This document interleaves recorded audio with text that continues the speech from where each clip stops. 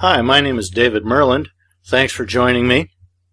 A reminder before we get started, visit takefromcaesar.us if you've been studying the people in the anti-tax movement, the patriot movement, and you're ready to graduate, or if your interest or studies and research are relatively new, you might want to skip over altogether the ignorant masses that call themselves the movement. They really missed out. They missed the boat. They are not competent researchers, and I've seen countless people go to prison. On my computer desktop, I got 3 indictments of people that are going to prison for filing offers in demand, which is one pursuit prescribed by more than one idiot that thinks they understand the true nature of the income tax. We're going to review a particular document I stumbled across just the other day. It's a 2007 revenue ruling from the Internal Revenue Service, Office of General Counsel, that alludes to Tax Code Section 83. I began teaching what I learned about Section 83 in 1992. I wrote a manual about it in 1994. In March of this year, 2014, I added 30 pages to it as an epilogue to bring it up to speed and published it. It's called Codebreaker, the Section 83 Equation. It's available on takefromcaesar.us. Codebreaker is the name of my treatise. I spent from the middle of 1988 through 1993 into 94 analyzing the tax code and the regulations and the Internal Revenue Service's standard operating procedure, and found a whole bunch of differences between the IRS and the tax code. I briefed those differences. Inasmuch as that was my focus, you should be able to recognize on the surface my findings are going to be statutory in nature. I don't have theories. I don't have a question to pose. Show me the law. Is it this? Is it that? Is it this? I don't have questions for them until I've given them a conclusion. The anti-tax movement asks questions out of ignorance. I ask questions about my findings in a challenge, saying, if I'm wrong, you can answer this question and this question, right? If I'm wrong, because it's just statute. All the courts say statute is first. We have to adhere to the law. We're just judges. We can't add anything to the law. We have to look at what Congress's intent was. And so I look strictly at statute first, interpreted under the accepted canons of statutory interpretation. I found regulations that deviate from statutes. I found statutes they simply can't talk about. And a reminder that none of my arguments, none of my claims that I briefed in my treatise appear on the IRS's frivolous argument list. And my treatise has indeed shut down a dozen or more criminal investigations by the IRS or grand jury proceedings. So this is nothing new. I am not new. And the movement doesn't talk about me, and they don't know about my findings because I don't preach what they preach. What they say is out of ignorance. I just skimmed through a PDF 27-page Sun Tzu brief from John Benson saying that he's got an ebook called Taxation with Misrepresentation, the true nature of the income tax in plain English. Well, how do you know what the true nature of income tax is when you haven't read the tax code? He cites a few regulations, cites a couple of statutes, and totally missed it. How do you look at the tax code and not seize upon tax code section 83? It's got paycheck written all over it. It's called property transferred in connection with the performance of services. How do you miss that? How can you say, I know the true nature of the income tax, when you're utterly unfamiliar with, you've never heard of it, the statute that explains how to tax compensation? How do you know what the nature of income tax is? Show me the law. Oh, it's voluntary. You can't talk to the movement about the truth. How did Section 83 operate in your conclusion that it's a tax they take from me when you say the income tax is voluntary? And it's not voluntary. You ever volunteer out of something the federal government wants you to do? You got to give me a break. So I'm not in the movement. I don't go near the movement. I have nothing to say to those people. I have to slow down just to speak to them because they won't do the work.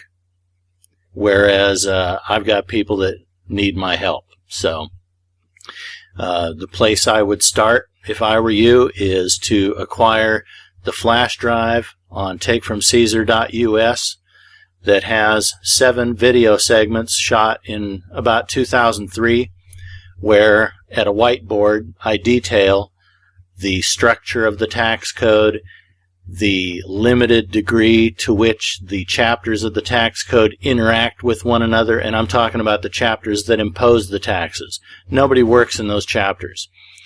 John Benson, in his Sun Tzu brief, you got to spare me, touches on Chapter 1 provisions, barely going beyond Tax Code Section 61, which is the definition of gross income that says gross income is everything. And then he strays off into Section 312 and a couple of others and misses the boat. Totally misses the boat. And they'll be the first ones to tell you that they're wrong the moment you contradict them about the tax code. So, really, you have to graduate from studying all those other people. I work inside the box. I argue inside the box. I brief claims that are in the box. I brief the way attorneys brief. And I argue strictly statutory language. And when you compare, if you take the time to compare what I've done to what you get in the movement, you'll see I've easily done 100 times more research than any of those people. And yet they're willing to experiment with your future. File this, file that, get all your money back from the IRS, and in 2.5 years, when you're leaned and levied into poverty, I won't be anywhere to be found. And you'll be screwed. Your bank account will be levied, your car will be seized, whatever the IRS does to collect the money that you got by filing what this Patriot Movement guru said to file, plus penalties and interest. You'll be lucky if you're not indicted. And they probably will be. I've seen it happen, I've seen it happen, and I've seen it happen. Glenn Ambort in the early 90s caused thousands of liens and levies. Al Carter, mid-90s. Lynn Meredith, late 90s. Irwin Schiff is in there somewhere. Pete Hendrickson. And the list goes on. And none of these people have done the work. I know what they teach, and it's garbage. And they've got websites. You can't interest them in the law, and I basically call that the entire movement, the entire industry, wire fraud. They're advertising on the internet, and they don't have a clue. And they know they're causing liens and levies, and they're still out there thumping their book like it's a Bible. Cracking the code. Pete Hendrickson. He doesn't know what he's talking about. And he's caused tens of thousands of levies of bank accounts and paychecks. I'm not going to speculate as to the soul of somebody that's willing to do that to thousands of people. It's their problem. I'm glad you met me. I could get you your money back, but in 2.5 years, you'll be liened and levied with penalties and interest. Why would I do that? So again, my name is David Merland. None of this is legal advice. Anything that sounds like that to you, just consider it something somebody else might do on a planet far, far away where the law matters. It doesn't matter here. I prove it on a daily basis.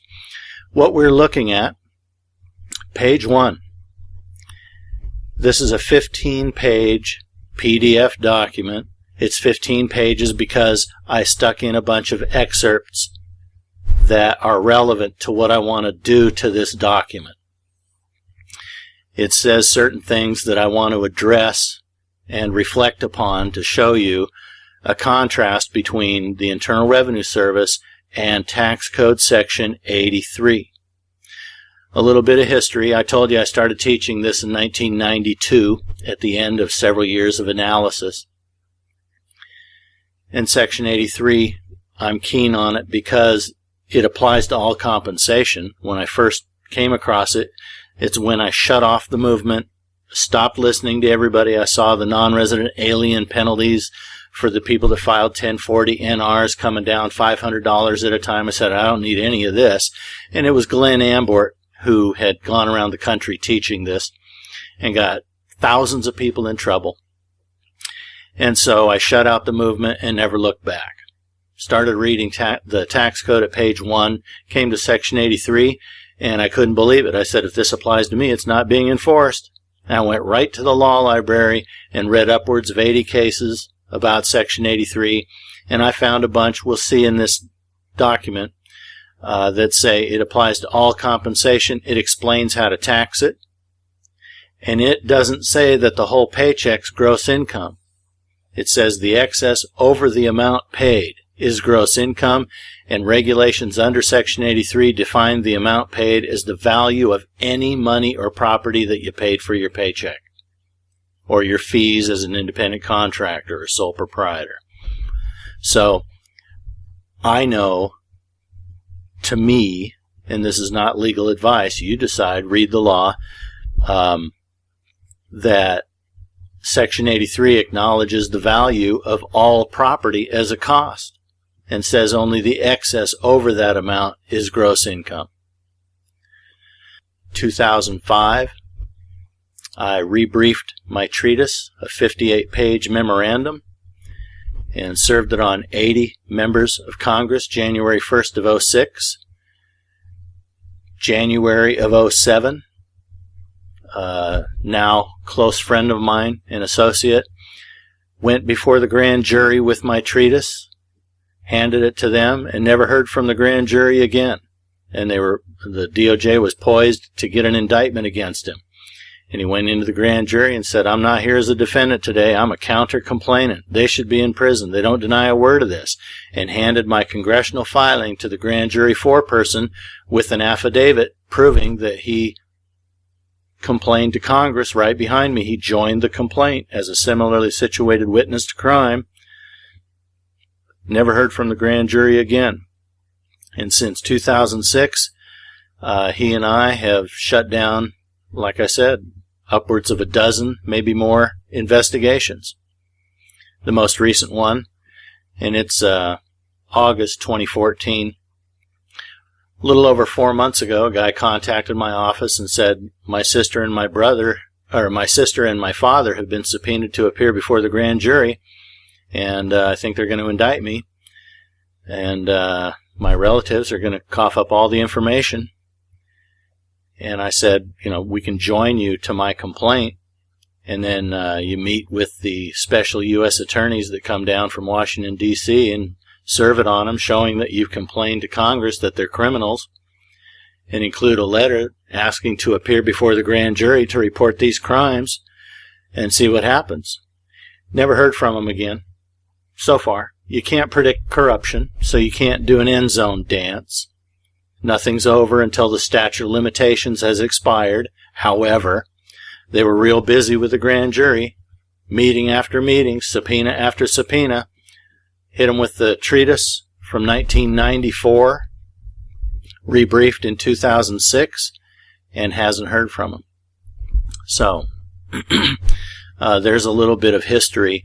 And when we get into this document, April 2007, that's 3 months after my friend went before the grand jury, January of 2007, and never heard from him again. It's a year and 3 months after I served 80 members of Congress the briefing of my treatise. One argument within that treatise was about Section 83A and the allegation, the claim, that it honors all property as a cost when you sell your labor for compensation. And let's see how close they come to dispelling it here when they get into the topic. That's what this ruling is about. Wages or gross income, we don't want to hear it. Everybody's argued that. We don't want to hear it, so don't argue it. It's frivolous.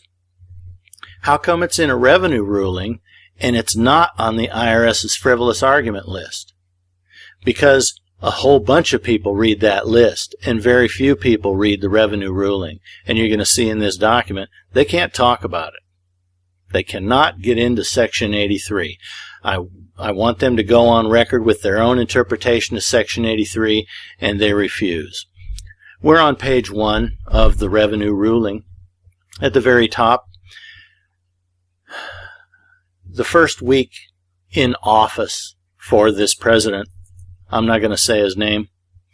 I live a cleaner life than to say the president's name, so I'll let you say its name.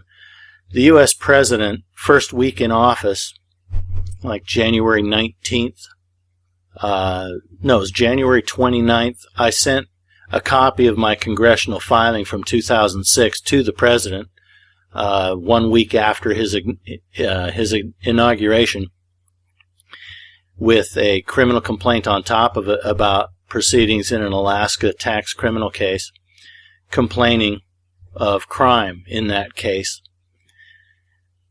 And March 17th of 2009, I followed it up with a criminal complaint about tax criminal proceedings in U.S. District Court in Albuquerque, New Mexico, presumably through priority mail. March 20th of 2009, the White House received it. And 5 days later, March 25th of 2009, top of page 1 here, the president says at a podium somewhere, I've appointed former Federal Reserve Chairman Paul Volcker to totally overhaul the tax code. When in fact U.S. Constitution Article 1, Section 1 says, all legislative powers herein granted shall be vested in a Congress of the United States, which shall consist of a Senate and a House of Representatives. Who is the president to decide who will totally overhaul a title of the U.S. Code?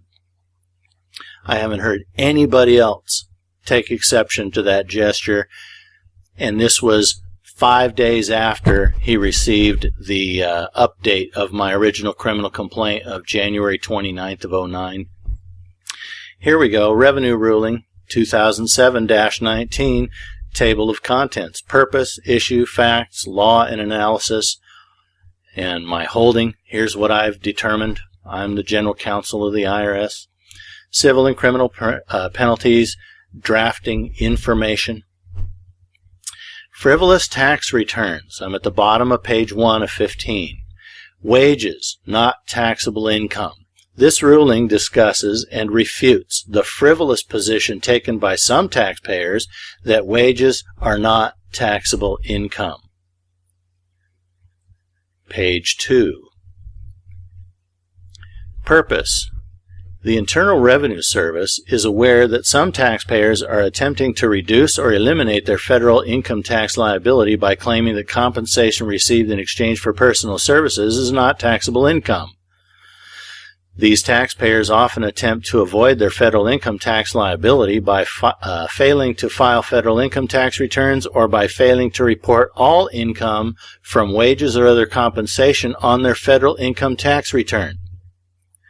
They often furnish Forms W-4, Employee Withholding Allowance Certificate, on which they claim excessive withholding allowances or claim complete exemption from withholding. In addition, they often claim deductions from gross income for personal, living, and family expenditures in order to reduce the tax liability related to wages or other compensation. Looking at that, we see that all compensation is presumed to be income that's taxable. We see that he's taking exception to some people deducting their living expenses as a cost incurred in the production of the labor. I don't make that argument, and these are more particularly detailed later on in this document.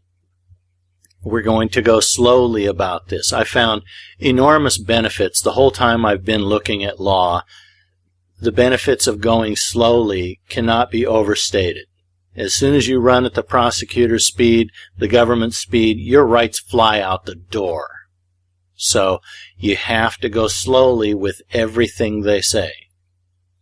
And about claiming excessive allowances or filing exempt, 3402N in Chapter 24 says, notwithstanding any other provision of this chapter, an employer shall not be required to deduct and withhold upon a payment of wages unless if there is in effect a W-4 exempt filed by the employee, which makes it sound voluntary to me. I can file exempt, it sounds like, but they wrote two regulations, 26 CFR 31.3402 F2-1G5 subclauses 2 and 3. 2 says if an employer receives a W-4 exempt, they better notify the IRS right away. Number 3 says if we determine it's inaccurate, we'll instruct the employer to withhold the maximum amount until the employee proves they're entitled to all the exemptions. So there goes 3402N. That regulation, those two subclauses, was one of the overt acts I identified in my criminal complaint to Congress in 2006. I think it was January 2007. Those two regulations were stricken. We proceed here on page 2 of 15, middle paragraph. The service is aware that some promoters and return preparers are advising or recommending that taxpayers take these or other meritless positions. This revenue ruling emphasizes to taxpayers, promoters, and return preparers that wages and other compensation received in exchange for personal services are taxable income subject to federal income tax. Any argument that such compensation is not taxable income has no merit and is frivolous. The service is committed to identifying taxpayers who attempt to avoid their federal tax obligations by taking frivolous positions. The service will take vigorous enforcement action against these taxpayers and against promoters and return preparers who assist taxpayers in taking these frivolous positions. Frivolous returns and other similar documents submitted to the service are processed through the service's frivolous return program. As part of this program, the service determines whether taxpayers who have taken frivolous positions have filed all required tax returns, computes the correct amount of tax and interest due, and determines whether civil or criminal penalties should apply. The service also determines whether civil or criminal penalties should apply in return to return preparers, promoters, and others who assist taxpayers in taking frivolous positions, and recommends whether an injunction should be sought to halt these activities. Other information about frivolous tax positions is available on the service's website at irs.gov. Page 3.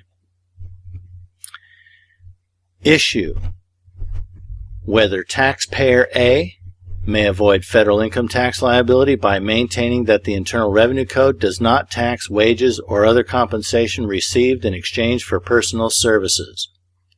Again, it's not up to me. It's up to Section 83, which nobody else teaches. Everybody missed it. And with me, it's 22 years old. Facts. Taxpayer A receives wages in exchange for personal services. Taxpayer A then does one or more of the following: furnishes a Form W-4 to the employer on which taxpayer A claims excessive withholding allowances or claims complete exemption from withholding. 2.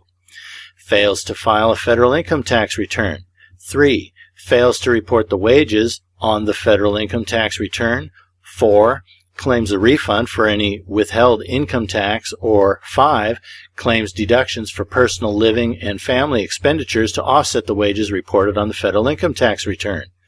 Taxpayer A claims that compensation received for personal services is not subject to federal income tax. That's the gist of this entire revenue ruling, whether or not wages are income. Understand, don't forget, this was written 3 months after Section 83 went to the grand jury, and my friend hasn't heard back from him. A year and 3 months after I filed a criminal complaint with 80 members of Congress. A 180-page document cost me almost $6,000 to send it to 80 members of Congress. That was every member of the Joint Committee on Taxation. They're in charge of the enforcement of the tax code. Tax Code Section 8022 says so.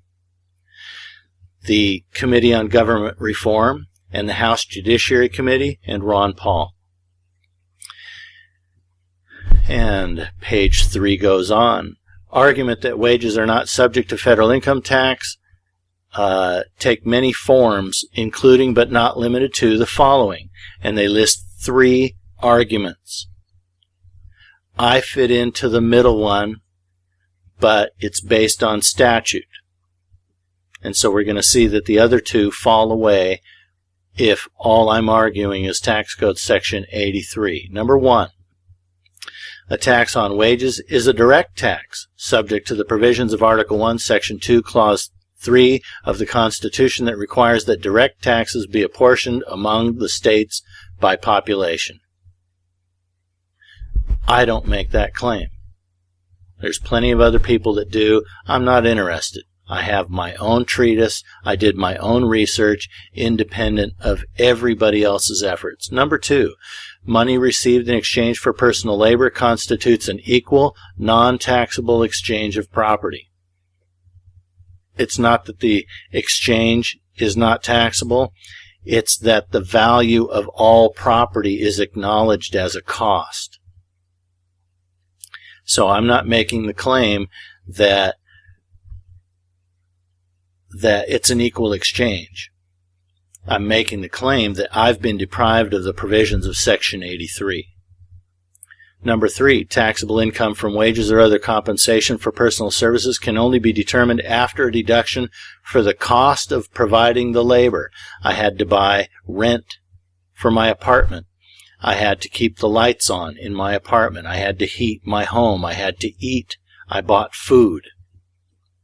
Those are under this argument. It's a classic argument that's been made for decades that the labor cost me what it takes to get my body to the job site and to take care of my body.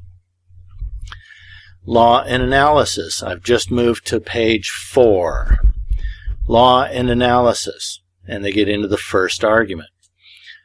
Number 1, Article 1, Section 2, Clause 3 of the U.S. Constitution states that direct taxes shall be apportioned among the several states which may be included in this union according to their respective numbers. This statement has been used to support the argument that there is a constitutional impediment to the imposition of a direct tax on an individual's wages. The 16th Amendment to the Constitution, ratified in 1913, provides that the Congress shall have the power to lay and collect taxes on income from whatever source derived, without apportionment among the several states, and without regard to any census or enumeration. The 16th Amendment has been reviewed by the Supreme Court and upheld. See Brushaber. Thus, the imposition of income tax on wages without apportionment among the states is authorized. See Funk versus Commissioner, 1982, and Abrams versus Commissioner, 1984. Note at this point, Abrams versus Commissioner, 1984, and at the bottom of the next paragraph I have underlined, Rowley versus Commissioner. Note that those cases are 1 year apart. There's something very funny about comparing those 2 cases to one another. That when you make this comparison of those 2 decisions, they stop citing tax court in litigation. And if they cite tax court in any pleadings, I immediately hit them with a comparison of those two decisions, and they stopped citing tax court because it proves something about tax court that's just ugly. And here we go with the second paragraph on page 4. Section 61A, which is the definition of gross income. Section 61A of the Internal Revenue Code defines gross income as income from whatever source derived, including but not limited to compensation for services, including fees, commissions, fringe benefits, and similar items. Courts consistently have upheld the determination that wages fall within 61A's definition of compensation and accordingly constitute taxable income. And they cite cases. I have 2002, 1990, 1986, 1985, 1984, and these are circuit cases, so that's one level below the Supreme Court. 1982, tax court, 1983. None of those cases concern Section 83A of the tax code. None of them. Okay? And Rowley versus Commissioner. We'll see that again in here, and I'll tell you the difference between those two cases. And when you put them side by side, it hurts tax court severely. I'm going from page 4 to page 5 of 15. In United States versus Connor, the Third Circuit noted that every court which has ever considered the issue has unequivocally rejected the argument that wages are not income. All income received by a taxpayer is income under Section 61A unless it is specifically exempted or excluded. Commissioner versus Glenshaw, 1955. Section 83 hit the tax code in 1969. So we know Section 83 was not in evidence in the Glenshaw Glass Company case. And for them to say every court that's ever looked at this has always... No, it hasn't. Because these courts, it says right here, unless it is specifically exempted or excluded. Specific 61A says, except as otherwise provided, gross income means everything. You have to prove that it's provided. Except as otherwise provided. You can't just go in with an argument saying, hey, my labor's property. I gave my labor for other property. It's an equal exchange. You haven't proven that the law provides for that. And Section 61A says, except as otherwise provided. The exception has to be provided in law. So Section 83 hit the tax code in 1969. However, a regulation under Section 83, 1.83-4B2 says to figure your cost, you can apply Section 1012 of the Internal Revenue Code, which is linked to 1011 and 1001, and they have their legislative history in the 1939 tax code, Sections 111, 12, and 13. So the standard for calculating cost embodied in Section 83 is as old as the 1939 tax code, and 7852B of our tax code says you can rely on the 1939 tax code for support. I'm still on page 5 of 15, number 2. Some taxpayers claim that the payment of wages or other compensation in exchange for personal labor is a non-taxable exchange of property. These taxpayers sometimes rely on Section 83 or 1001 of the Internal Revenue Code to support this argument. You mean when they complain to 80 members of Congress? When they go to the grand jury? Yeah, some taxpayers do. So let's get into the language of Section 83. Watch this. He goes on, underlined.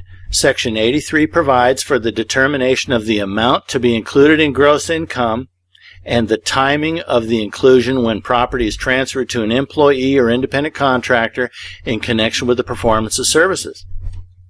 Section 1001 provides for the determination of the amount and timing of the recognition of gain or loss from the sale or other disposition of property. Right both times. These taxpayers sometimes rely on Sections 83 or 1001. Correct. And when they do, 1.83-4B2 says you can figure your cost under 1012, basis of property. Your cost is cash or other property, is what the first regulation under 1012 says, and it doesn't exclude labor. Section 1011 says the basis described in 1012 is also known as the adjusted basis. That's all it does. It gives another name to it. And 1001, first regulation under it, 26 CFR 1.1001-1A, says in any sale or exchange of property, the basis is to be restored to the taxpayer, and what's left constitutes the realized gain. Back to this paragraph. These taxpayers sometimes rely on Section 83 or 1001 of the Internal Revenue Code to support this argument. Correct. Regulation requires it. Section 83 provides for the determination of the amount to be included in gross income. Correct. This is the IRS General Counsel telling the world in 2007 what I already knew because I had all the case law on this, that Section 83 determines what is to be included in gross income, when all the discussion leading up to this point has been about 61A. Why? So now we're going to see the General Counsel get into the language of Section 83 and disprove my interpretation. I'm going to page 6. Oh, I find red. That means I injected this. Here's Robinson versus Commissioner, 1984, Tax Court. The legislative history of Section 83 does not require the conclusion that the statute should be applied to tax avoidance techniques only, deferred compensation, stock options for employees. To the contrary, the House and Senate reports specifically delineate transactions and transfers to which Section 83 was not to apply, and they do not exclude from its purview contractual provisions that were not tax motivated, meaning all compensation, not just tax motivated contractual arrangements. Cohn versus Commissioner, middle of the paragraph. Respondent, that's the IRS. This is tax court, where the IRS is always the defendant or the respondent. You are the petitioner. 61A puts the burden of proof on you. Everything's gross income except as otherwise provided.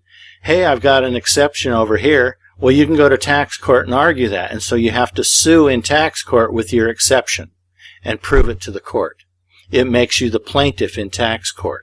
61A is the burden of proof statute that makes you the plaintiff. Again, middle of the paragraph, page 6 here, Cohn versus Commissioner. Respondent, that's the IRS. The respondent contends that the word any person in Section 83A encompass independent contractors as well as employees. We agree with the respondent. We reject the petitioner's argument. The petitioner argued, hey, it doesn't apply to us. While restricted stock plans involving employers and employees may have been the primary impetus behind the enactment of Section 83, the language of the section covers the transfer of any property transferred in connection with the performance of services to any person other than the person for whom the services were performed. The legislative history makes clear that Congress was aware that the statute's coverage extended beyond restricted stock plans for employees. See this House report, see this Senate report. The regulations state that Section 83 applies to employees and independent contractors. There is no question but that under the foregoing circumstances, these regulations are not unreasonably and plainly inconsistent with the revenue statutes. Consequently, they are sustained. This is good enough for me. Tax court says it applies to all compensation for services. I'm moving to page 7. McNaughton versus Commissioner, 6th Circuit, 1989.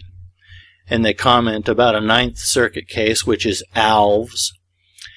The Alves court stated that the plain language of Section 83 belied this argument because the statute applied to all property transferred in connection with the performance of services.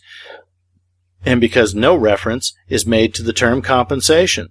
The court further concluded in Alves that if Congress had intended Section 83A to apply solely to restricted stock used to compensate employees, it could have used much narrower language. Upon consideration, we agree with the interpretation advanced in the Alves case. Therefore, we join the Ninth Circuit in holding that Section 83 is not limited to stock transfers which are compensatory in nature. A student of mine got an email from Pete Hendrickson, 2007 maybe, calling me a clown, and said Section 83 only applies to restricted stock plans. Buy my book. It's the real deal. It's the whole deal. His book, Cracking the Code, doesn't even mention Section 83. Okay. Pledger versus Commissioner, Fifth Circuit, 1981. The taxing scheme imposed by Congress more accurately reflects what taxpayer received as compensation than a scheme that taxes the taxpayer on merely a portion of the compensation. Alves versus Commissioner, Ninth Circuit, 1984. The plain language of Section 83A belies his argument. Section 83A applies to all property transferred in connection with the performance of services. Middle of the paragraph. Indeed, if Congress had intended Section 83 to apply solely to restricted stock used to compensate its employees, it could have used much narrower language. It applies to property transferred to any person, not just to employees, and to property transferred in connection with the performance of services, not just compensation for employment. And at the top of page 8 of 15, concurring with Cohn and Alves, we have the Centel Communications Company versus Commissioner, 7th Circuit, 1990. Klingler Electric Company versus Commissioner, Southern District, U.S. District Court, Southern District of Mississippi. Section 83A applies to all property transferred in connection with the performance of services. Montalepre Systemed versus Commissioner, Fifth Circuit, 1992. The first sentence in the opinion of the court. Section 83A explains how property received in exchange for services is taxed. It explains how to tax a paycheck. It explains. It's the definition of income. And you got a whole sect out there that says, oh, income's not defined in the tax code, including, rest his soul, Tom Cryer. I heard him on Coast to Coast AM, April 14th, 2011, day before tax day. April 14th, 2011, saying income isn't defined in the code, when in fact, a few years prior, he worked for a guy in Hawaii that had my briefing on Section 83, and so he ignored the briefing he had right in his hand to say it's not defined in the tax code, and he still wasn't teaching Section 83. It's not a personal attack. This is business. It's about the profession of law. Are you competent in your conclusions? It's about business. It's nothing personal, but come on. Don't parade around the country on radio and on paper and on the internet and doing lectures and radio shows when you don't know what you're talking about. There are people relying on researchers. And you got a whole bunch of people out there ready to throw stones at anybody that disagrees with them. I'm one of those people. When in fact, you look at the research, and it's not about me, it's about Congress. The law is perfect. Next case, Goodmanson versus the United States, 2nd Circuit, 2011. At the heart of this case is Internal Revenue Code Section 83, which governs the taxation of property transferred in connection with the performance of services. Just like the revenue ruling says, 83 determines what is gross income, not 61A. And here, it's up to me to get into the language of Section 83 at the bottom of page 8, because as we go through this, in black print, you won't find the language of Section 83. The General Counsel does not get into it.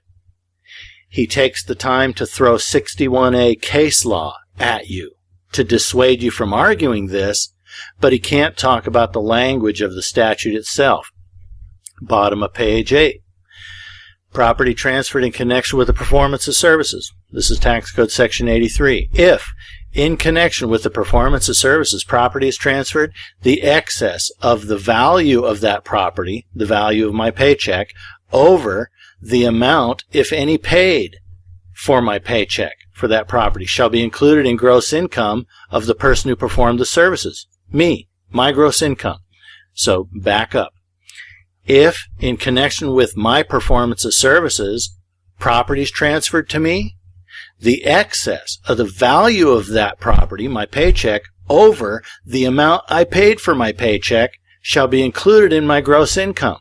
Before I can identify the excess that gets included in gross income, I need to know what the amount paid is. It's more basic than Accounting 101. It's the first consideration. Then you go to Accounting 101. It's that basic, because profit and cost never share a penny. Then you go to Accounting 101. What is my cost? Page 9. The amount paid, and as you see, this is a regulation under Section 83, 1.83-3G.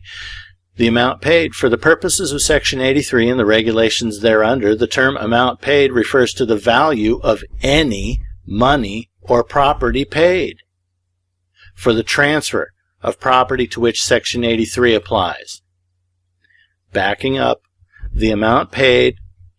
For the purposes of Section 83 and the regulations thereunder, the term amount paid, or my cost, refers to the value of any money or property that I paid for the transfer of my paycheck to me. Labor is property. Any property means all of it, unless the law excludes something. It has to be a law. Look at the next paragraph. As used in statute and regulation, the terms any or any property are to be construed as all-inclusive until express statutory exceptions can be cited to support a contention that such terms are not all-inclusive.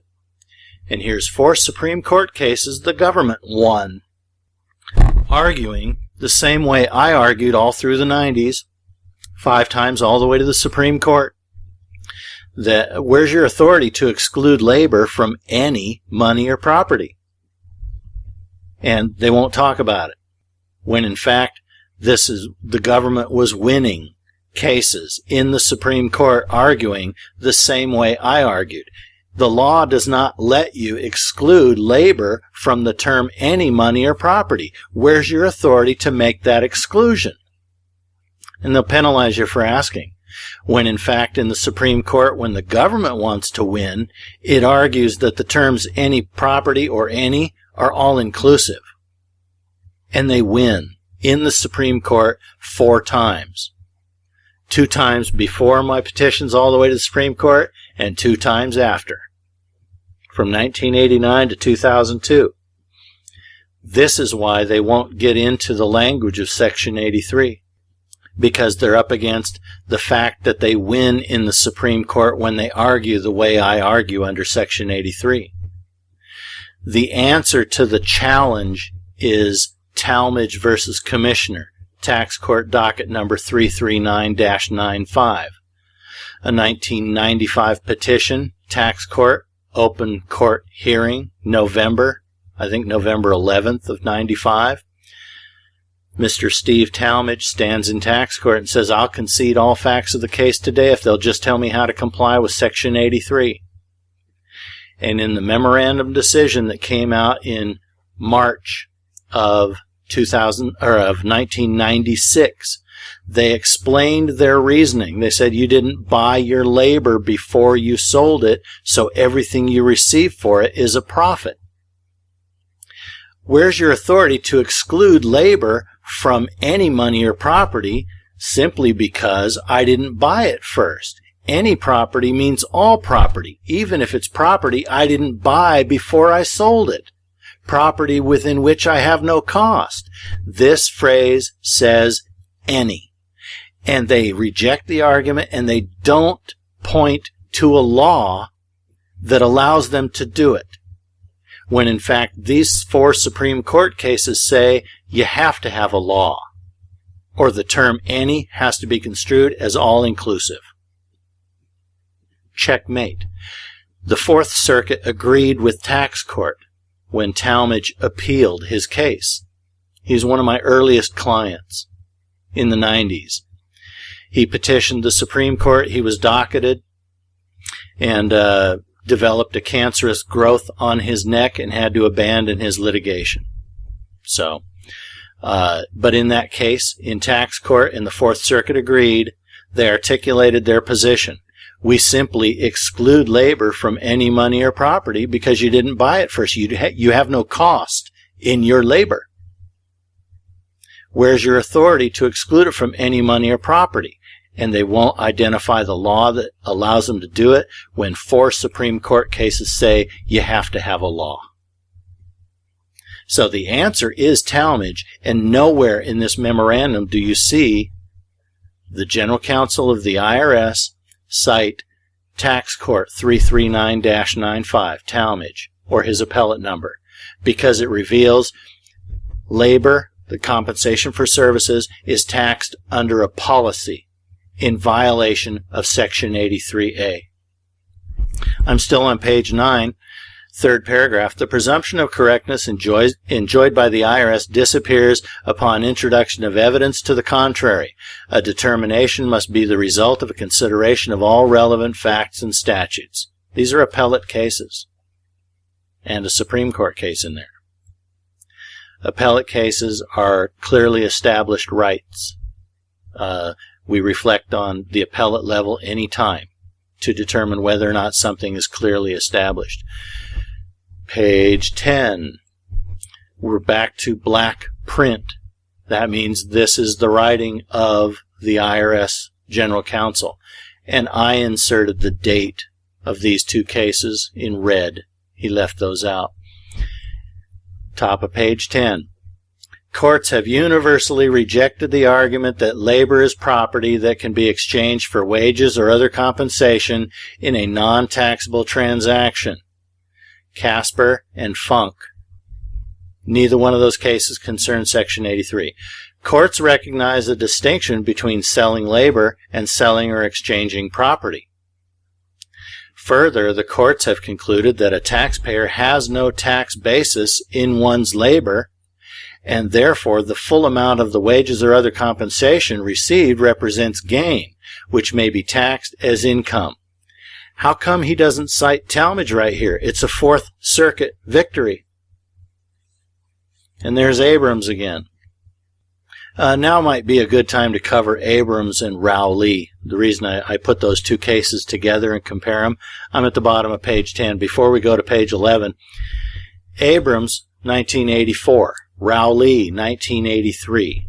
Rowley says, all the petitioner brought us was political arguments, political philosophy and protest, and we're a court sitting to interpret issues at law. And he brought nothing for us, a court sitting to interpret the law, that's dispositive of this case. I guess we better penalize him. And then a year later, Abrams, all he did was bring us issues at law. No facts of the case. So let's penalize him. So we have a court that in one year says we need issues at law, and the next year says, you bring us issues at law, which is our job, we'll penalize you.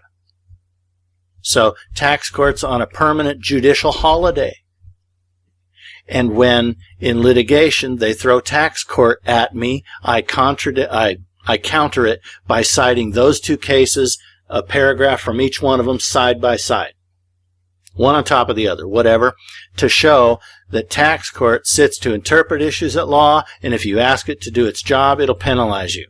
And the rest of the proceedings, they don't cite tax court.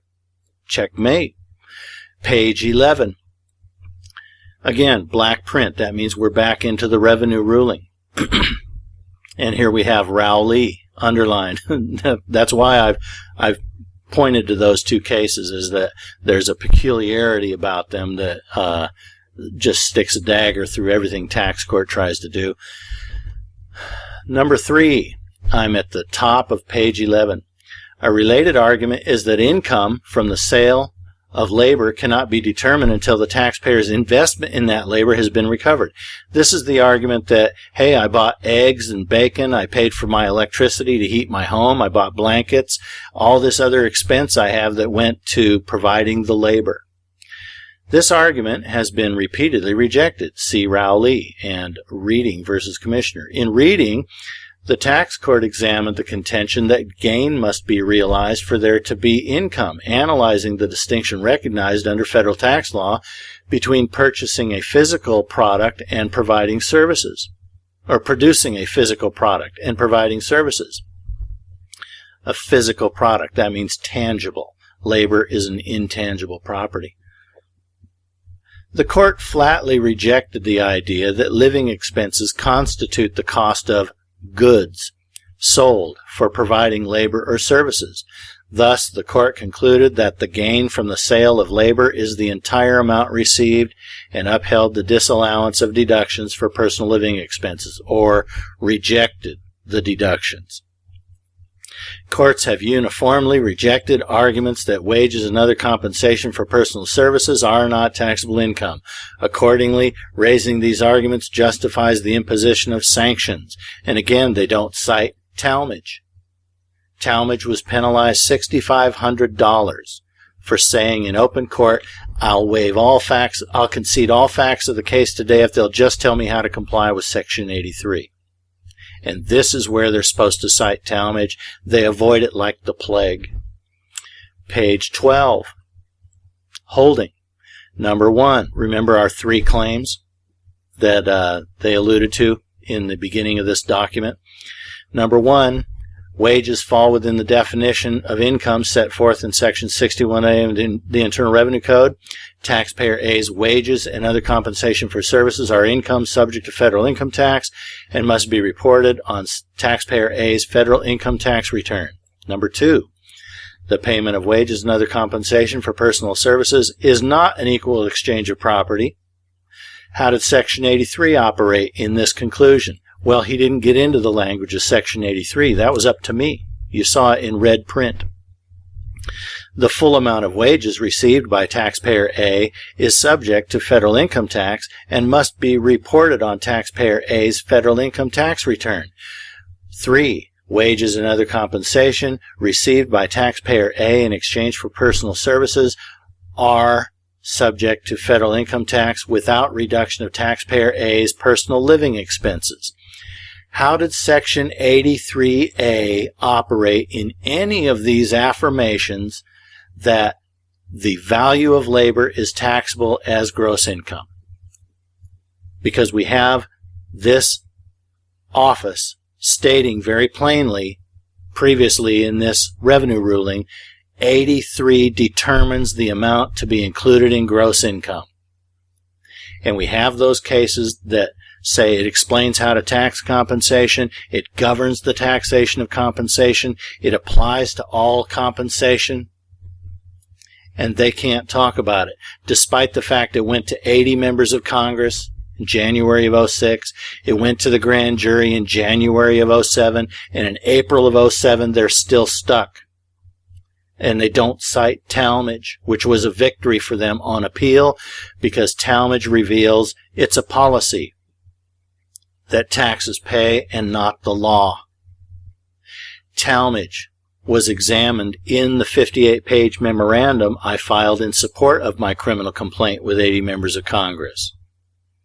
So they don't get into Talmadge. It was already exposed and compared to those 4 Supreme Court cases that I did not have in my arsenal through the 90s. So in the 90s, they finally articulated the standard for taxing pay is based on the exclusion of labor because you didn't buy your labor before you sold it. You have no cost in your labor. You have to have a law that allows you to exclude labor from any money or property paid in 1.83-3G. I'm moving to page 13 of our document. Civil and criminal penalties. Notice I've underlined 4 statutes. The service will challenge the claims of individuals who improperly attempt to avoid or evade their federal tax liability. In addition to liability for the tax due plus statutory interest, taxpayers who fail to file valid returns or pay tax based on arguments that wages or other compensation for personal services are exempt from federal income tax face substantial civil and criminal penalties. Potentially applicable civil penalties include, number 1, Section 6662, accuracy-related penalties. Number 2, Section 6663, penalty for civil fraud. Number 3, Section 6702A, frivolous income tax return, penalty. 6702B, a $5,000 penalty for submitting a specified frivolous submission. 6651, additions to the tax for failure to file a return, failure to pay, and fraudulent failure to file. Number 6, Section 6673, up to $25,000 for a frivolous tax court petition. And 6682, a penalty of $500 for providing false information with respect to withholding. Criminal statutes. We're at the bottom of page 13. Taxpayers relying on these frivolous positions also may face criminal prosecutions under 7201 for attempting to evade or defeat the tax, up to 5 years in prison. Number 2, Section 7203 for willful failure to file a return, fine and imprisonment up to 1 year. Section 7206 for making false statements on a return, statement, or other document, up to 3 years. And 4, other provisions of federal law, like Title 18, Section 371, conspiracy to defraud the United States, possibly 18 U.S.C. 1001, false and fraudulent statements on government forms. Now, looking at page 13, the underlined statutes are in 2 different chapters. The first paragraph, the underlined, we're looking at Tax Code Subchapter 68B. And the criminal statutes in the second paragraph, Chapter 75. Go to page 14.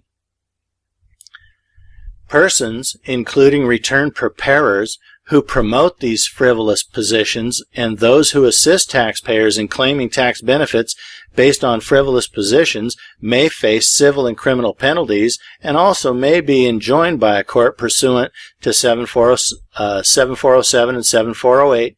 Potential penalties include a $250 penalty, and you can read this at your leisure. It's penalties for promoting abusive tax shelters and promoting interference with the administration of what they say is tax law. Now, getting back to the 2 chapters on page 13, I told you those underlined statutes fit into.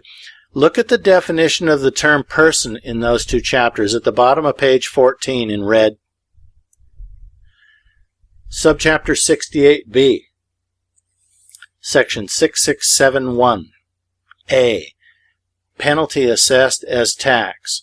And look at B, the term person for the purposes of the subchapter.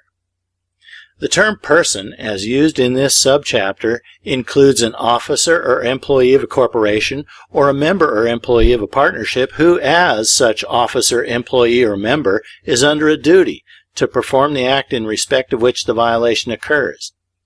Haven't they always told you and everybody else that your duties arise from having received gross income? When this definition clearly limits the application of the term person to people who have a duty arising from the fact that they're an officer, employee, or member of a partnership or corporation. That's not me. But it says the term person includes, and so they enforce it as an inclusion instead of a definition.